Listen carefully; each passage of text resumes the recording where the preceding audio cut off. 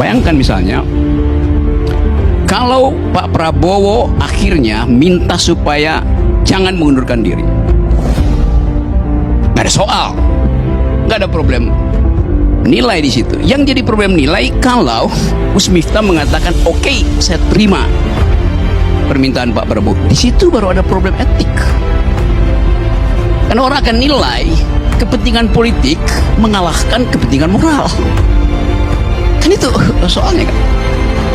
Jadi itu dasar kenapa kita mesti selalu kasih argumen di balik posisi-posisi kita tuh.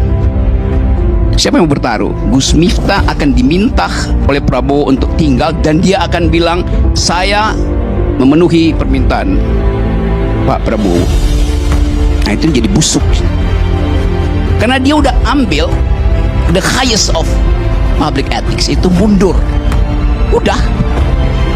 Tidak boleh dibujuk lagi. Kalau mau dibujuk, diuji lagi moralnya tuh. Oh, jabatan itu penting, nanti akan ada jabatan baru diberi pada dia. Harusnya Gus Miftah bilang saya merasa bersalah dan saya tidak mau lagi diminta dalam jabatan apapun. Itu yang namanya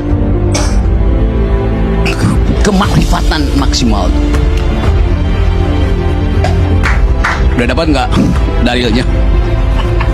Pengamat Rocky Gerung memberikan ulasan menarik terkait kasus Miftah Habibur Rahman yang sedang viral di masyarakat. Ia mengatakan, saat Miftah mengundurkan diri, ada demonstrasi kecil yang dilakukan oleh sekelompok orang yang meminta agar Presiden Prabowo Subianto menolak pengunduran diri Miftah. Namun menurut Rocky Gerung, jika Prabowo akhirnya menolak pengunduran diri Miftah, itu tidak menjadi masalah. Namun seumpama akhirnya Miftah menerima jabatan dari Prabowo, itu yang menjadi masalah karena kepentingan politik mengalahkan kepentingan etis. Di dalam kasus ini juga ada patriarkisme.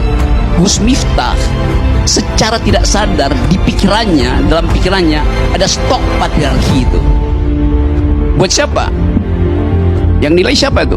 Ya bukan umatnya yang udah biasa dibercandain, tetapi bagi mereka spektakel ini, mereka yang menonton melihat bahwa oh ada patriarkisme, ada feodalisme ya pada Gus Miftah ya. Itu yang menimbulkan heboh sebetulnya tuh. Secara teoritis begitu tuh. Ada misoginisme ketika menghina perempuan itu kan. Jadi kita juga hidup di dalam komunitarian ethics yang tidak mungkin kita bahas satu persatu. Oh ini nggak cocok di situ, ini cuma dicocok. Kan nggak bisa kita bilang bahwa itu yang tidak ada di situ ya jangan komentar. Lo itu public sphere. Kalau begitu, bahkan kalau Gus Miftah hanya bicara pada 2 orang, direkam oleh satu stasiun TV, Gus Miftah tahu dia bicara ke seluruh Indonesia, kan itu mesti datang automatically dari dalam stok pikirannya kan tuh. Jadi itu intinya tuh. Masyarakat akan bertanya-tanya, Miftah yang telah mengundurkan diri dari jabatan utusan presiden patut menjadi contoh bagi pejabat yang lain. Namun saat akhirnya ia menerima kembali jabatan tersebut, itu yang akan menjadi problem. Selain itu, Rocky Gerung juga menyoroti isi ceramah Miftah, karena menurutnya dalam setiap ceramah Miftah banyak sekali patriarkis, feodalisme, dan juga misoginis. Mungkin bagi jamaahnya biasa saja, namun bagi orang yang mengetahui, hal tersebut akan sangat bermasalah. Yang ketiga adalah soal di belakang ini ada semacam kultur besar kita yang harus kita mulai bahas, yaitu kita tidak punya semacam komunitas yang mengolah argumen itu. Community of thought, argumentative society. Akibatnya yang muncul duluan kemarahan itu. Sebelum menganalisa udah marah itu, karena gak mampu berargumentasi. Saya kasih contoh agak cepat-cepat nih. Satu waktu di Amerika ada heboh, kira-kira sejenis tuh. Rektor Harvard University namanya Lawrence Summers. Lawrence Summers ini sebelum jadi rektor Harvard, dia adalah menteri keuangannya Bill Clinton. Dia pensiun, selesai, dia jadi rektor di Harvard University, presiden Harvard University, namanya rektor. Ini orang ahli matematik, bikin riset tentang hubungan variabel untuk melihat efisiensi itu.